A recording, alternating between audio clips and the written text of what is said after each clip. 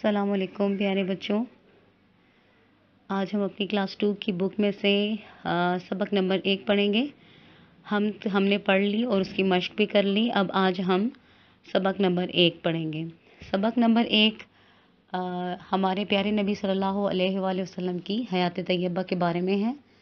یہ سبق کا نام آپ دیکھ سکتے ہیں، حضرت محمد صلی اللہ علیہ وآلہ وسلم کی زندگی، یعنی ہمارے پیارے نبی صلی اللہ علیہ وآلہ وسلم نے کس طریقے سے زندگی گزاری اور حضرت محمد صلی اللہ علیہ وآلہ وسلم بچپن میں کیسے تھے، پھر بڑے ہوئے کس طرح سے تھے، انہوں نے کس طریقے سے زندگی گزاری، ان کے رہن سہن کس طرح کا تھا۔ آج ہم اپنے پیارے نبی صلی اللہ علیہ وآلہ وسلم کے بارے میں پڑھیں گے۔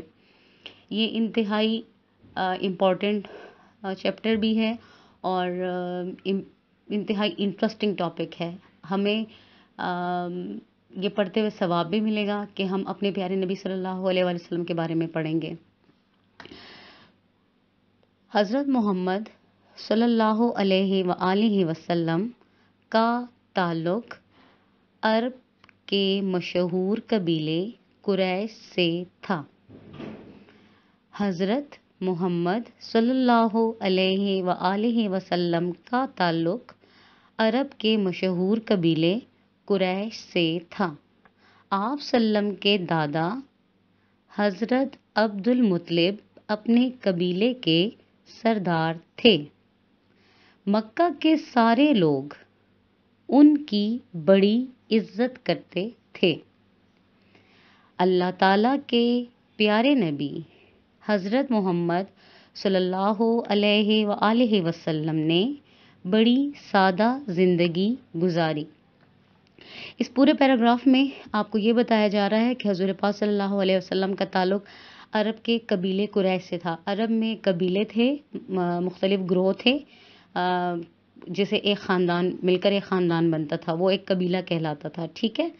اور آپ صلی اللہ علیہ وآلہ وسلم کے دادا حضرت عبد المطلب جو تھے، ان کے دادا کا نام حضرت عبد المطلب تھا اور وہ اپنے قبیلے کے سردار تھے، یعنی کہ سب سے بڑے تھے۔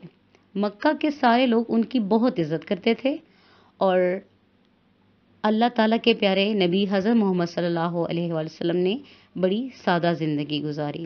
دوسرے پیراگراف میں ہے، آپ وسلم سادہ غذا کھاتے تھے۔ آپ صلی اللہ علیہ وآلہ وسلم نے کبھی بھی بہت زیادہ کھانے میں لوازمات کرنے اور بہت تکلف کرنے کو پسند نہیں فرمایا۔ جو مل جاتا، جیسا مل جاتا، آپ صلی اللہ علیہ وسلم کھا لیتے تھے۔ آپ وسلم کے غذا میں ستو ایک ٹھنڈی غذا ہے جسے اکثر گرمیوں میں استعمال کیا جاتا ہے۔ کھجور، زیتون کا تیل اور دودھ شامل ہوتا تھا۔ جو مل جاتا خوشی سے کھا لیتے اور اللہ تعالیٰ کا شکر ادا کرتے۔ کبھی بھی کھانے میں نقص نہ نکالتے۔ اگر کبھی کھانے کو کچھ نہ ہوتا تو بھوکے رہتے اور شکایت نہ کرتے۔ اس پیراگراف میں یہ بتایا جا رہا ہے کہ حضور پاک صلی اللہ علیہ وسلم کی غذا کیسی تھی اور وہ کھانے میں کیا کیا استعمال کرتے تھے۔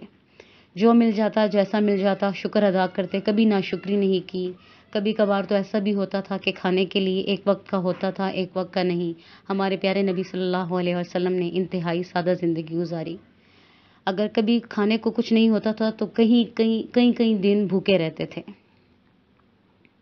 اب ہم صفحہ نمبر 5 کی ریڈنگ کریں گے۔ صفحہ نمبر 5 پر اس پیراگراف میں ہے کہ پیارے نبی صلی اللہ علیہ وسلم سادہ لباس پہنتے، لباس پر پیوند بھی لگے ہوتے، مگر لباس ہمیشہ صاف ستھرا ہوتا، صفائی کو پسند فرماتے، غسل فرماتے، دانت مسواک سے صاف کرتے۔ اس پیراگراف میں نبی کریم صلی اللہ علیہ وآلہ وسلم کے لباس مبارک کا ذکر ہے کہ لباس ہمیشہ سادہ ہوتا تھا، کئی جگہ سے پھٹ جاتا تو اس پر دوسرے کپڑے کی ٹاکی لگائی جاتی تھی جسے پیوند کہا جاتا ہے، مگر لباس ہمیشہ صاف ستھرا ہوتا تھا۔ صفائی کو حضور پاک صلی اللہ علیہ وسلم نے بہت زیادہ پسند فرمایا ہے۔ غسل فرماتے، نہاتے، ٹھیک ہے، دانت مسواک سے صاف کرتے۔ مسواک لکڑی کی ایک ٹہنی کی طرح موٹی سی ٹہنی ہوتی ہے، آپ کے فادر بھی یوز کرتے ہوں گے بچوں، بہت سارے لوگ یوز کرتے ہیں۔ تو حضور پاک صلی اللہ علیہ وسلم دانت صاف کرنے کے لیے مسواک استعمال کرتے تھے، ٹھیک ہے۔ اس کے بعد ہے، بالوں میں تیل ڈالتے اور کنگھی کرتے۔ جمعے کے دن نماز کی تیاری کا خاص خیال رکھتے، صاف کپڑے پہنتے، غسل فرماتے، ناخن کاٹتے اور خوشبو لگاتے۔ جمعے کی نماز کا اہتمام کرنا، اس دن غسل کرنا، ناخن تراشنا اور صاف کپڑے پہننا، خوشبو لگانا، یہ ہمارے نبی کریم صلی اللہ علیہ وآلہ وسلم کی سنت کہلاتے ہیں۔ اس دن بہت ثواب ملتا ہے یہ سب عمل کرنے سے، ٹھیک ہے۔ اپنے کپڑے خود دھوتے، جوتے خود مرمت کرتے، کپڑوں میں پیوند لگا لیتے، گھر والوں کا بھی ہاتھ بٹاتے، بکریوں کا دودھ دھوتے اور جانوروں کو چارہ ڈالتے۔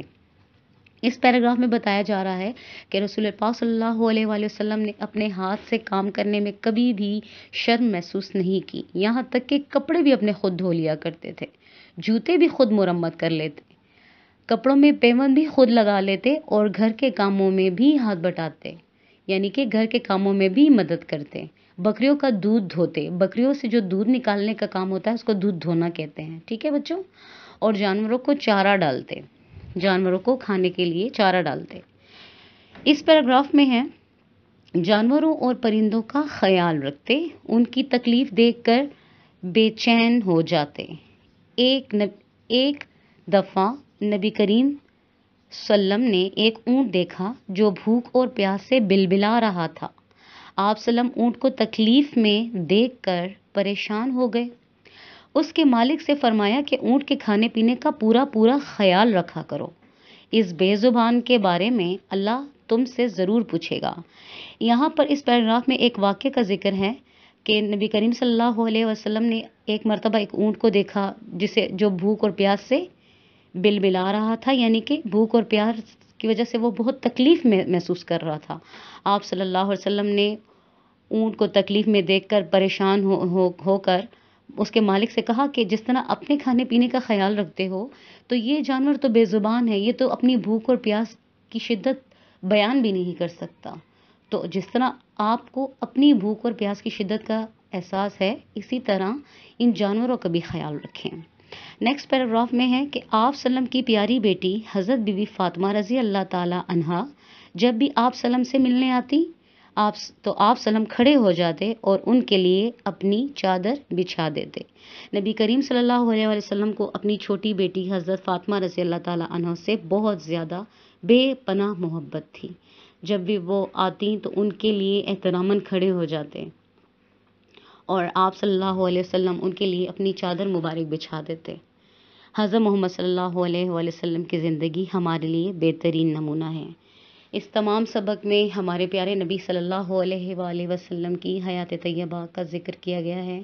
نبی کریم صلی اللہ علیہ وآلہ وسلم نے انتہائی سادہ زندگی گزاری، سادہ لباس پہنا، سادہ غذا کھائی، اور آپ صلی اللہ علیہ وآلہ وسلم نے ہمیشہ جانوروں، پرندوں اور انسانوں کا خیال رکھا۔ ہمیں بھی اپنے پیارے نبی صلی اللہ علیہ وآلہ وسلم کی حیات طیبہ سے سبق سیکھنا چاہیے اور ہمیں ان کی تعلیمات پر عمل کرنا چاہیے۔ اللہ پاک ہم سب کو حضور پاک صلی اللہ علیہ وآلہ وسلم کی تعلیمات پر عمل کرنے والا بنا دے، آمین ثم آمین۔